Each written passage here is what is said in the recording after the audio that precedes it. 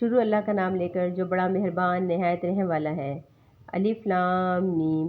اس کتاب کو اللہ کی کتاب میں ہونے میں کوئی شک نہیں اور پرہیزگاروں کو راہ دکھانے والی ہے۔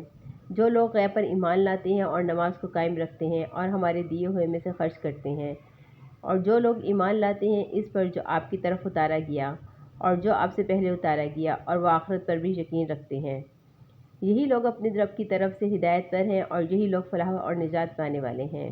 کافروں کو آپ کا ڈرانا یا نہ ڈرانا برابر ہے، لوگ ایمان نہ لائیں گے۔ اللہ تعالیٰ نے ان کے دلوں پر اور ان کے کانوں پر مہر لگا دی ہے اور ان کی آنکھوں پر پردہ پڑا ہوا ہے اور ان کے لیے بڑا عذاب ہے۔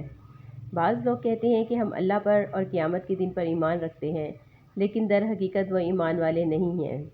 وہ اللہ تعالیٰ کو اور ایمان والوں کو دھوکہ دیتے ہیں، لیکن دراصل وہ خود اپنے آپ کو دھوکہ دے رہے ہیں مگر سمجھتے نہیں۔ ان کے دلوں میں بیماری تھی، اللہ تعالیٰ نے انہیں بیماری میں مزید بڑھا دیا اور ان کے جھوٹ کی وجہ سے ان کے لیے دردناک عذاب ہے۔